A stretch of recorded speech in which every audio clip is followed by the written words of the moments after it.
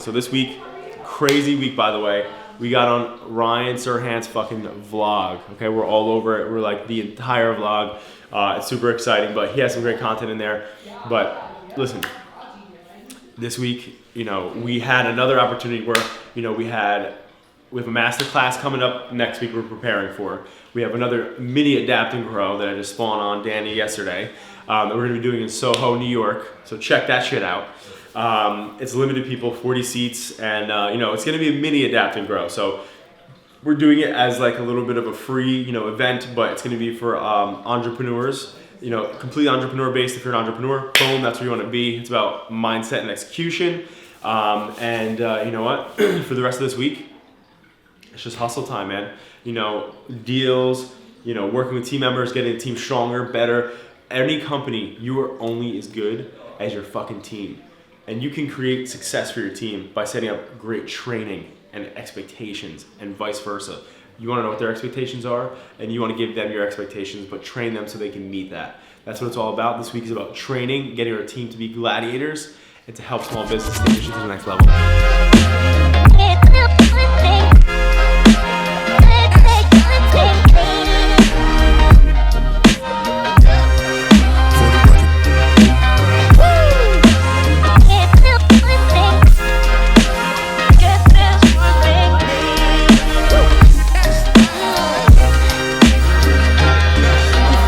One thing that business owners or entrepreneurs have is that, like, when you leave here, or anybody leaves here, for the most part, you're checked out. You're done. We can't bust tables at home. We can't, do the things we do here at home. They don't have that same luxury. 24/7, 365. If somebody comes in and they're hot, it's because there's a whole bunch of stuff happen, and sometimes it's hard to understand that, but, understanding that is important. Brand gladiators. Ooh. Yep. So what? I love it. No, he's good. Keep it going, man. I'm loving it. You're supporting the energy. I love it. But so what brand gladiators is, right? So this is the fact that you're here. This is a small business, right? It's a small business. In every way, shape, or form, like, they're here not only supplying jobs to you guys, but they're also they're helping the community in different ways, right? Like you said, people leave their lives to come here to kind of like feel a little bit freer, to feel a little bit happier, to let go of the stress and shit, right? So what Brand Gladiators is, and not everybody has to do it, it's not mandatory, but what I say to my team is you better fucking do it. It's so when you come to work, so since we're also addicted to our phones, when we come to work, it doesn't have to be every day, but you do what Samantha does, right? You check in, you take a picture, you tag them all. You let your friends know what you're doing, where you're at. You don't know how many people might know somebody who knows somebody who knows somebody that could eventually, potentially be a member here. And then you get credit for that. Like, spreading brand awareness. Not only does it help with that, but also it helps with just the algorithms of social media. So social media, obviously, as a smaller company, we want to grow. We want to keep pushing the dial forward.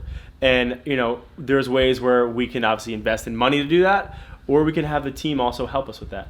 And if, there's, how many people here? 1, 2, 3, 4, 5, 6, 7. Over 10. We'll go with the ladder. It's over 10. If 10 people, liked every single post that we put up, doesn't mean you have to comment on everything. You just throw a quick like, throw some love, throw a comment, maybe share it once in a while, tag us in a picture when you get here or something like that, once a week or twice a week. It helps the company significantly get out there and do better online, especially with social media.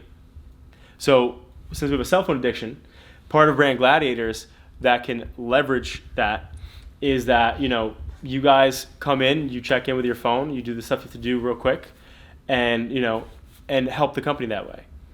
In terms of after that, because again, if you're a server here and people know that you're working here, it would make other people might want to come, and it's going to make you more money.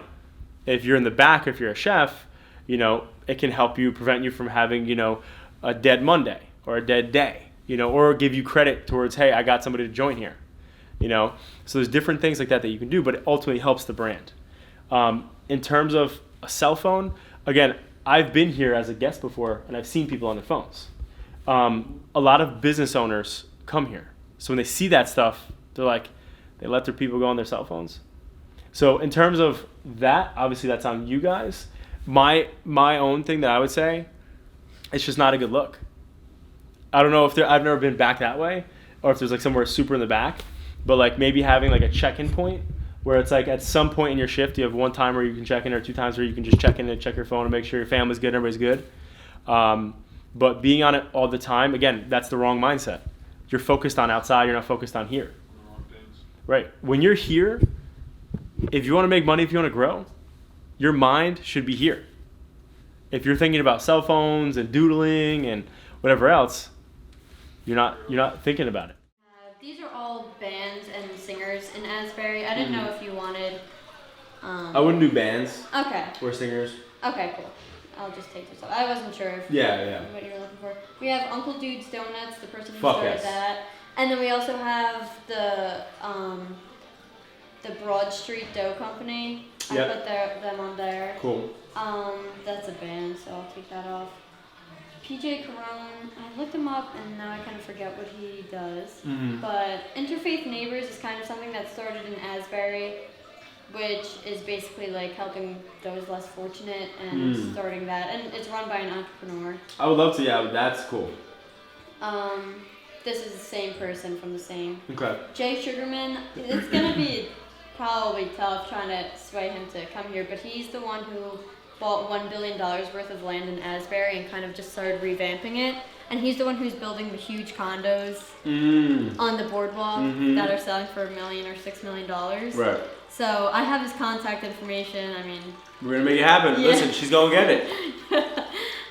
Brett Morgan, she does Co-works, which is another small business in Asbury that's kind of like on the rise. Linda Doherty, which is just a big entrepreneur in New Jersey. David Barnett, he was the creator of the Pop Socket. He was rewarded one of the top like entrepreneurs in New Jersey of like 2017, 2018. For the Pop Socket, let's go. Adriana Carrick, she went to TCNJ and she was in one of the sororities there, and she was like friends with some of my older friends. Is that where you went? Yeah. Okay. So I'm there now, and she graduated, but she started the Little Words Project, and on like Ernst & Young's entrepreneur like finalist list for 2019, she's on there for her company. It's called the Little Words Project, and it's basically super simple. It's just bracelets with like inspirational messages on them. That's cool. And it's like on the rise. So. And just so you guys know, so what we're doing right now is we're vetting some potential podcast guests.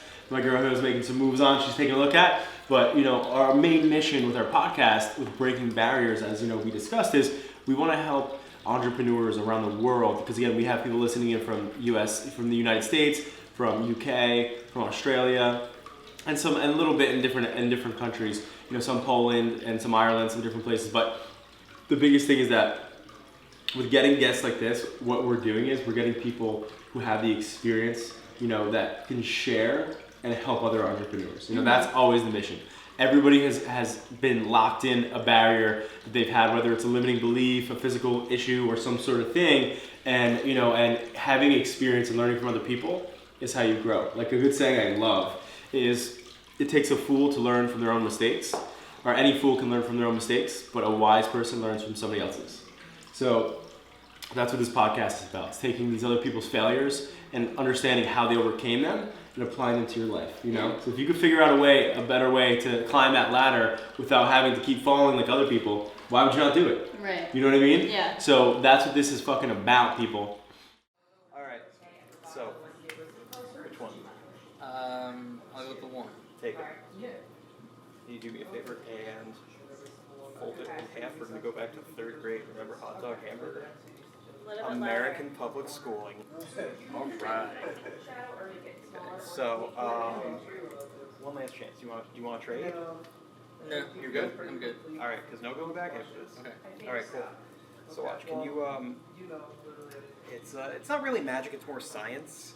But can you just balance it on your thumb? Oh, you can get a little cheat with your index finger to kind of keep it centered. Well, both. You're glad to do both. Don't worry. So. Well, whenever you feel ready, just pull away one thumb. It's still pretty easy, but yeah, just can Can you do this? That's where it gets a bit harder. What? You just move your thumb for a second. It's not a magic trick, it's science. It looks like it's floating. It's not really. But if I wanted it to look like it was floating, I'd just do, this for a second and it would look like it was floating. But it's not really. It's an illusion. It's science. Alex Morgan, the not so science guy. I could do this. Dude. I could do that. So Wow. what am I supposed to do now? Look like you're fantastic. Yeah, float. Drop it.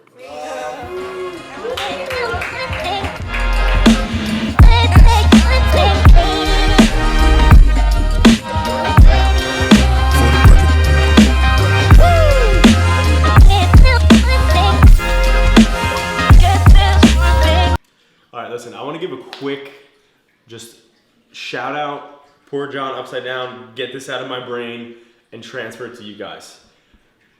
When you're an entrepreneur and you face adversity, the one thing that I took away that I want to give a shout out to my man Ryan Serhant, because he says this on his vlog, okay, is, he lost 11 deals in one day worth $72 million. Let's rewind that. $72 million, 11 deals, one day. As an entrepreneur, if there's one thing you can guarantee, it's that something is going to get fucked up somewhere along the lines. It's a part of being a business owner. It's a part of being in business. You're supposed to deal with this shit. You're always dealing with problems as an entrepreneur. And the one thing I want people out there to just realize is that when you understand that that's an ingredient and you put that muscle memory in your head that this is what's going to keep, you're never going to be a business owner that doesn't deal with any problems. Because you wouldn't, maybe if you're an employee, you will never have those problems. But if you own a company or if you're an entrepreneur, you're a salesperson, you're going to deal with problems. Deals are going to fall off. People are going to fuck you over. People are going to leave. It's a part of the game. But get your mind ready for it. Prime that brain so that when that stuff happens to you, that you know it's necessary. You wake up every day and the sun is shining, right? It's gonna shine, right? The sun has to come up. You have to have oxygen in your lungs, right? It's the same thing with trials, tribulations, challenges, failures, and problems. Being an entrepreneur is filled with problems. That's not why everybody does it. So for all my entrepreneurs out there that are facing issues right now, keep pushing, keep fighting, because it's fucking worth it.